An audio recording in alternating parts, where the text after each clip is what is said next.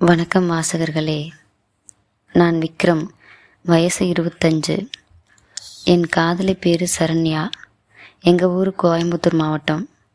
அவளோட தங்கச்சி வெண்ணிலா எனக்கு செய்த உதவி தான் இங்கே சொல்ல போகிறேன்.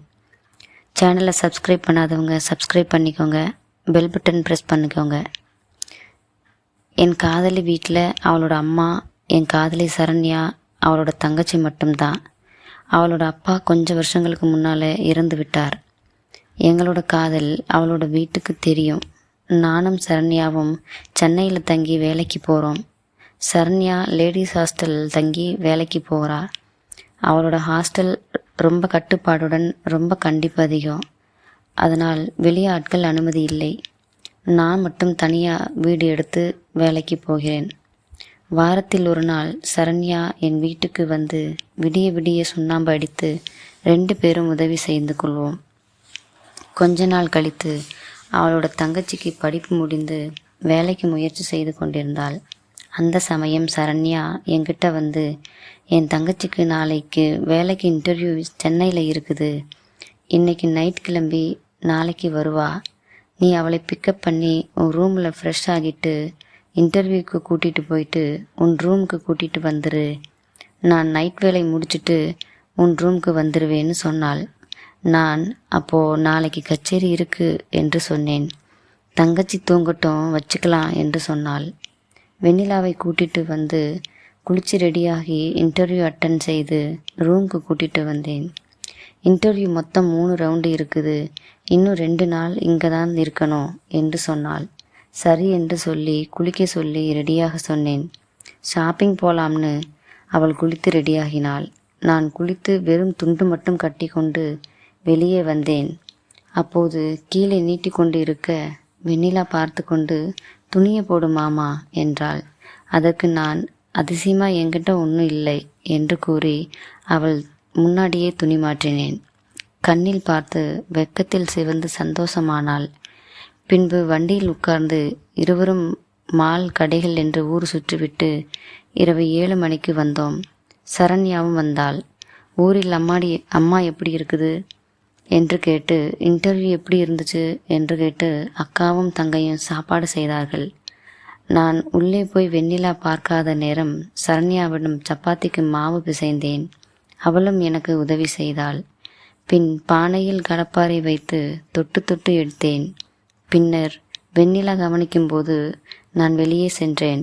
அப்போது வெண்ணிலா எனக்கு கீழே கூடாரம் போட்டு இருப்பதை நல்லா கவனித்தாள்.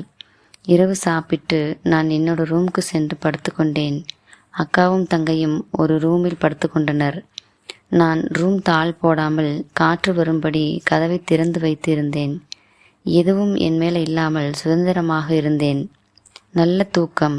திடீர்னு குல்பி ஐஸ் சில்லுன்னு இருந்துச்சு. கண் முழித்தால் வெளியே நல்ல மழை. சரண்யா என் பக்கத்தில் இருந்தாள். பின்பு இருவரும் பஜனை பண்ண ஆரம்பித்தோம். கதவை சாத்தாமல் ஜன்னல் ஓரம் கம்பியை பிடித்தபடி மழையை ரசித்து என் முன்னால் குனிந்து பானைக்கு சுண்ணாம்பு அடிக்க ஏதுவாக எனக்கு தூக்கி கொடுத்து உதவி செய்தாள். நானும் ஒரு சப்போர்ட்டுக்கு இளநிகளை பிடிச்சுக்க 1 வாரமாக சுண்ணாம்பு அடிக்காம இன்று கொஞ்சம் வெறியோடு தொடர்ந்தேன். அப்போது எதேச்சையாக கதவு இடுக்கில் வெண்ணிலா நின்று பார்த்து கொண்டிருந்தாள். நானும் பார்த்தேன், அவளும் பார்த்தாள். வெளியே மழை பெய்தாலும் உள்ளே வியர்வை வடிய வடிய பானை நிறைய வெள்ளையடித்தேன். பின்பு வாடிய கீரை போல தொங்க போதும் என்று நினைக்கும்போது எனக்கு பத்தாது என்று தூங்கிய கடப்பாரை தூக்கி நிற்க வைத்து அவள் கையை அவள் தலைக்கு பின்னாடி கட்டி கொண்டு மேலே பார்த்து சளைக்காமல் மட்டை உரித்தாள் சரண்யா. நான் பிடிமானத்துக்கு ஏதுவாக பலூனை பிடித்து கொண்டு சப்பாத்திக்கு மாவு பிசைந்தேன். காலையில் எதுவும் தெரியாது போல 2வது இன்டர்வியூக்கு கூட்டிட்டு போனேன். அவள் ஆர்வம் தாங்காமல் கேட்டாள், நேற்று செம கச்சேரி போல அப்படின்னு. நானும் ஆமாம் என்று சொன்னேன். இதனால் எங்கள் இருவருக்கும் நல்ல ஒரு பழக்கம் ஏற்பட்டது. அது அவள் மீது ஒரு சந்தோஷமாக ஈர்ப்பாக மாறியது. அந்த வீட்டில் நானும் சரண்யாவும் அடிக்கடி பூஜை செய்வோம். பின்னர் வெண்ணிலாவை நோட்டமிட்டேன். அவள் பக்கத்து ரூமில் அவளை கட்டுப்படுத்த முடியாமல் சுண்ணாம்பு அடிப்பாள். அடுத்த நாளும் விடிய விடிய பூஜை நடந்தது. அவளுக்கு பொறாமையாக இருந்திருக்கும்.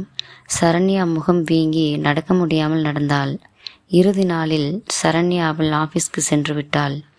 இன்டர்வியூ சீக்கிரமாக முடிந்து நாங்கள் வீட்டுக்கு வந்தோம். டீ வேணுமா என்றபடி வெண்ணிலா வீட்டு கதவை திறக்கப் போக, ஆமாம் வேண்டும் என்று நான் இழுக்க, அவள் துணியை மாற்ற துணியை கலட்டியபடி பெட்ரூமுக்குள் நுழைய நான் சோபாவில் உட்கார்ந்தேன். அவள் நைட்டிக்கு மாறியிருந்தாள். வசதிக்காக உள்ளே ஏதும் போடாமல் இருவரும் டீயை குடிக்க நிசத்தம் நிலவியது. நான் கிளம்புகிறேன், கொஞ்சம் வேலை இருக்கு என்றேன். அவள் என் கையை பிடித்து உட்காரு மாமா என்று என் அருகில் அமர்ந்தாள். நான் அவளை பார்க்கும்படி பலூனை நைட்டி பாதி திறந்து வைத்தாள். அவள் செயல் எனக்குள் ஏதோ செய்தது. நான் பார்ப்பதை அவள் பார்த்து அவளுக்கு வார்த்தை வர மறுத்தது. கண்ணை நோண்டிடுவேன் என்று விரலில் சைகை செய்தாள். ஏய், உண்மை சொல்லவா, பலூன் பெருசா இருக்கு என்று நான் நக்கல் அடிக்க, அவள் பொய்க்கோபத்தில் முகம் சிவக்க, அதை பற்றி உங்களுக்கு என்ன கவலை, என்னை கட்டிக்க போகிறவன் தானே கவலைப்படணும் என்று கோபத்தில் விசுக்கென்று பெட்ரூம் கதவை சாத்த வாயடித்து போனேன். உள்ளே நுழைந்த அவள் கண்ணாடி முன் நின்று பலூனை எடுத்து ரசித்தாள். அவளை சமாதானம் செய்ய பின்னாடி போனேன் சாரி கேட்பதற்கு. அவள் பின்னால் நின்று மெதுவாக பலூனை பிடித்தேன். அவள் முகம் சிவந்து இருப்பதை பார்த்து, எனக்கு வேணும் வெண்ணிலா என்றேன். பலூனை பார்த்தபடியே இருக்க வியர்த்து நனைந்திருந்தது என் முகம். மெதுவாக கடப்பாறை பானையை முட்டி நின்றது. என் கைவிரல்கள் கோர்த்து பலூனை அழுத்தி பிடித்தேன். எனக்கு மெல்ல இரக்கம் காட்டினாள். பள்ளத்தாக்கு ஈரமானது. என் விரல் பள்ளத்தில் விளையாடியது. அவளால் சந்தோஷத்தில் கட்டுப்படுத்த முடியவில்லை. அப்போது வெண்ணிலா மொபைல் ஃபோன் அலறியது. வேகமாக போனை எடுத்தாள். ஏய், ஃபோன் எடுக்க இவ்வளவு நேரமா என்று சரண்யா கேட்டாள். இல்லடி சரண்யா, குளிச்சுட்டு இருந்தேன் என்றாள் வெண்ணிலா. இப்போ என்ன குளியல்? சரி, விக்ரம் எங்க என்றாள் சரண்யா. பின்னால் நின்று கொண்டிருந்த என்னை திரும்பி பார்க்க நோ என்று சைகை காட்டினேன். தெரியலடி, வெளியே கொஞ்சம் வேலை இருக்கு, போறேன் என்று சொல்லி போனார் என்று சொன்னாள். எதுக்கு பொய் சொல்ல சொன்னீங்க என்று முறைத்தாள். அவ இருக்கும்போது உங்ககிட்ட பேசினாலே சண்டைக்கு வருவா என்று சொல்ல சோபாவில் வந்து உட்கார்ந்தாள். அவள் பக்கத்தில் வந்து உட்கார்ந்தேன். இருவரது கைகள் உரச தன் நெஞ்சுக்குள் படபடமென துடிப்பதை உணர்ந்தேன். நான் அவள் காலில் கையை வைத்து அழுத்தி பிடித்தேன். சூடான மூச்சுக்காற்று என் மூக்கில் உணர்ந்தேன். என் தொண்டைக்குழி சுருங்கி விரிய நெஞ்சு அடைப்பதை போல் இருந்தது. சரண்யா மெல்லிய குரலில் என்ன என்று என் முகத்தை பார்க்க, நீ அழகா இருக்க என்றேன். அவள் சத்தியமா சொல்லு, நான் அழகுன்னு என்றாள். நான் திடீர்னு எழுந்து கைப்பிடித்து இழுத்து முகத்தில் இருந்த ஆரஞ்சு பழத்தை கவினேன். அவள் திமிரி கொஞ்சம் கொஞ்சமாக என் பின்னாடி மண்டையை பிடித்து அடக்கினாள். கடப்பாறை பள்ளத்தில் வேலை பார்க்க ரெடியானது. நேற்று நைட்டு அவளுடன் அடித்த சுண்ணாம்பு சம்பவத்தைப் போல இப்போ வேணும் என்று கேட்டாள். பகலில் மச்சி உருளில் நெல்லு குத்த வாட்டமாக தலையணை வைத்தாள். கீழே மெல்ல மெல்ல குதிரை ஓட்ட ஆரம்பித்து முனகல் சத்தத்தில் வேகம் எடுக்க ஆரம்பித்தது. நன்றி.